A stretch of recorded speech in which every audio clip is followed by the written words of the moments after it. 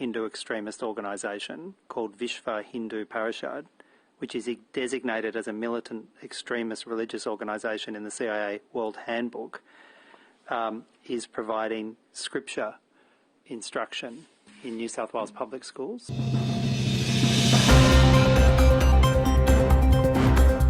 पल न्यूज के prime time से मैं हूं आपके साथ नदीम अकरम।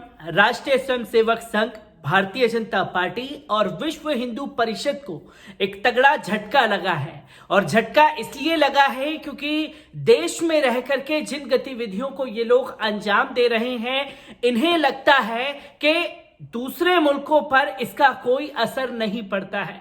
क्योंकि लगातार जो हिंसावादी घटना हो रही है, जिस तरीके से लगातार चंदे के नाम पर दंगे कराए जा रहे हैं, मस्जिदों को टारगेट किया जा रहा है, तमाम तस्वीरें देश के सामने आ रही हैं।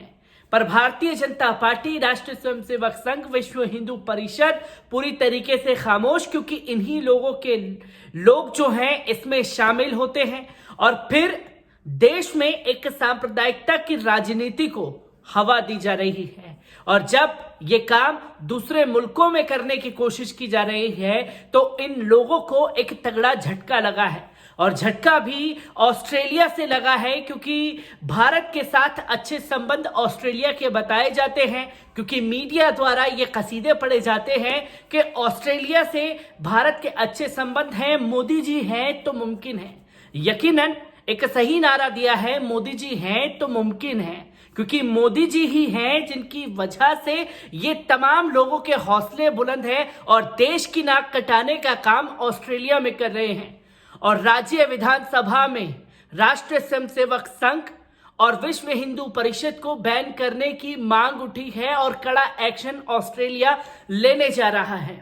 मैं इस पर ज्यादा ना बात करते हुए डेविड शोब्रिज, जो कि विधानसभा में इस मुद्दे को उठाया है, साफ तौर पर ऑस्ट्रेलिया में बैन करने की मांग की गई है और इस पर पूरी चर्चा हुई। और इस चर्चा में क्या कुछ कहा है सीनेटर डेविड शोब्रिज ने, एक बार उस पर नजर डालते हैं। Hindu extremist organisation called Vishva Hindu Parishad, which is designated as a militant extremist religious organisation in the CIA World Handbook, is providing scripture instruction in New South Wales public schools. तो दोस्तों, आपने देखा, senator David शोब्रिज को सुना और उन्होंने साफ तौर पर यह दर्शाया कि जिन गतिविधियों को अंजाम दिया जा रहा है उसे ऑस्ट्रेलिया बर्दाश्त नहीं करेगा। आखिरकार ये नौबत क्यों आई, किस वजह से डेविड शोब्रिज और ऑस्ट्रेलिया ने आरएसएस और विश्व हिंदू परिषद पर बैन लगाया है, एक बार इस रिपोर्ट पर नजर डालते हैं। ऑस्ट्रेलिया के न्यू साउथ वेल्स के राज्य सीनेटर डेविड शोब्रिज, जो पहले सुदूर हिंदू संगठनों द्वारा उत्पन्न खतरे के खिलाफ बोल चुके हैं, एनएसडब्ल्यू राज्य विधानसभा में इस मुद्दे को उठाया है। विश्व हिंदू परिषद दक्षिणपंथी हिंदू संगठन, जिसे सीआईए द्वारा एक सैन्य चरमपंथी धार्मिक संगठन माना जाता है, खुद को न्यू साउथ वेल्स पब्लिक स्कूलों में पाया। शोब्रिज ने कहा, सरकार के रडार पर ये नव नाजी समूह है और यदि ऐसा है तो इसके बारे में क्या करने जा रहे हैं। उन्होंने राज्य सीनेटर ज़ियोफ ली खेल, बहुसंस्कृतिवाद, वरिष्ठ नागरिकों और दिग्गजों के लिए अभिनय मंत्री के साथ एक बैठक के दौरान पूछा। उन्होंने कहा कि सबसे हालिया हमला जिसके बारे में मैंने सुना है, जो हैरिस पार्क में और फिर से हाल ही में रविवार की रात था, जहां सिख समुदाय के 4 युवा जश्न मना रहे थे। वास्तव में उन्हें एक नई कार मिली और फिर उसे तोड़ दिया गया। उन्हें सड़क पर रोक दिया गया और इसे तोड़ दिया गया। मारपीट के दौरान मैं समझता हूं हमलावरों ने पहचानने का कारण ये बताया कि वो मुंहतोड़ जवाब दे रहे थे, क्योंकि कब्जाधारी सिख समुदाय से थे और ये एक अतिवादी राजनीति स्थिति में आया है। उन्होंने कहा, मैंने राजनीतिक समुदाय के किसी भी हिस्से से एक हिंसक कृत्य की एक रिपोर्ट नहीं देखी है जो भारतीय समुदाय के चरमपंथी दक्षिणपंथी हिंदू राष्ट्रवादी समुदाय के अलावा किसी अन्य समुदाय से आया हो। कभी कभी समुदाय में सामंजस्य के चैंपियन होने के कारण चरमपंथी तत्वों का नामकरण और आह्वान करना शामिल होता है, जो समुदाय में सद्भाव को तोड़ रहे हैं और सामान्य साथ सबसे अच्छा प्रतिक्रिया नहीं हो सकता है। यदि हिंसा और आक्रामकता एक ज्ञात स्रोत से आ रही है, उसने जोड़ना है। शुभ्रिज एक ऐसी घटना का जिक्र कर रहे थे जिसमें 28 फरवरी को रात में एक रेस्तरां छोड़ने के बाद 4 युवा सिख पुरुषों के एक समूह पर हमला किया था। उनकी कार को लगभग 1 दर्जन हमलावरों ने घेर लिया था, जिन्हें पीड़ितों ने भारतीयों के रूप में पहचाना और बेसबॉल बल्लियों के साथ मारपीट और हथौड़े और यहां तक कि एक कुल्हाड़ी लेकर के हमलावर आए हुए थे। एक पीड़ित ने कम से कम हमलावरों में से एक की पहचान कथित रूप से आरएसएस बीजेपी प्रायोजित कार रैली में 2 सप्ताह पहले की थी।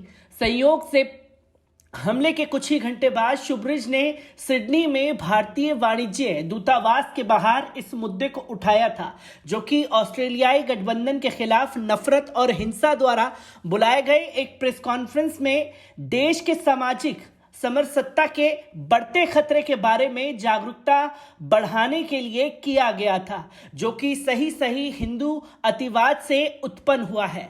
आज हम भारत में उन किसानों और भारत के समुदायों के साथ एकजुटता दिखाने के लिए न केवल एकजुटता असहिष्णु मोदी सरकार के खिलाफ खड़े हैं, बल्कि हम आज यहां प्रवासी भारतीयों के साथ एकजुटता दिखाने के लिए खड़े हैं। सिडनी में उन्होंने कहा था, पहले से ही बहुत कम चरमपंथी हिंसा की कई घटनाएं हुई हैं। खासकर पश्चिमी सिडनी में सिख समुदाय के खिलाफ उन्होंने चेतावनी दी थी। हम सिख मंदिर को दक्षिणपंथी हिंदू अतिवादियों द्वारा हमला करते हुए देख रहे हैं।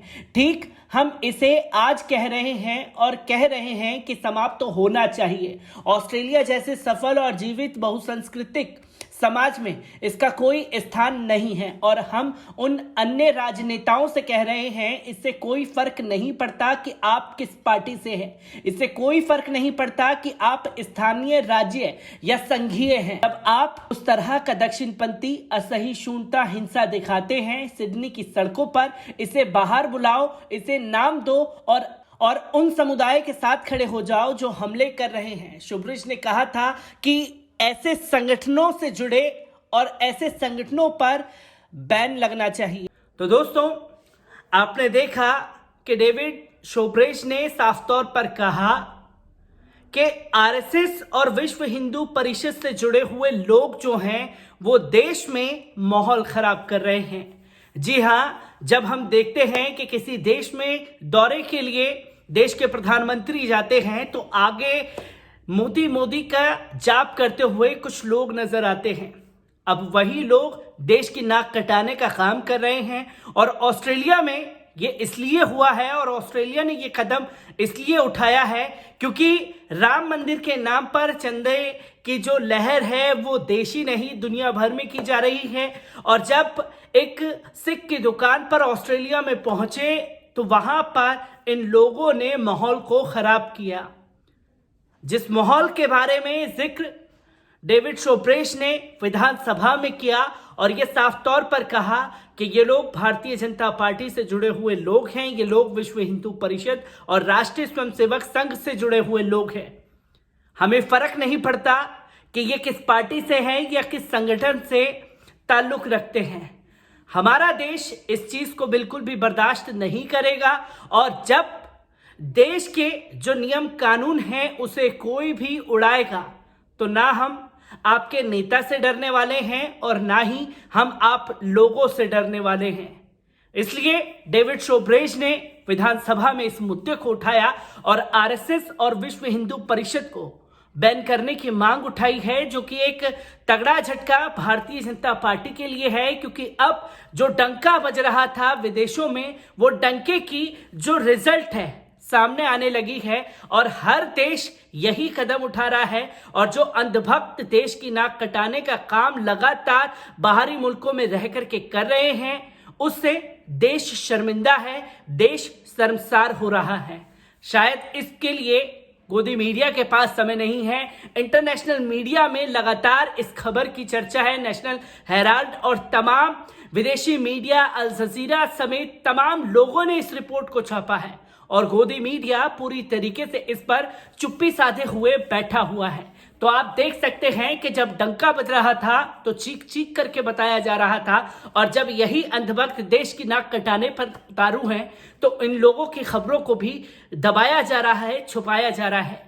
भले ही ये लोग दबाते रहें इन खबरों को, मेरी कोशिश है कि हर एक अपडेट आप लोगों के पास पहुंचे और इस पर तमाम लोगों से जुड़ करके आप लोगों के सामने राय रखते रहेंगे। दीजिए इजाजत, शुक्रिया।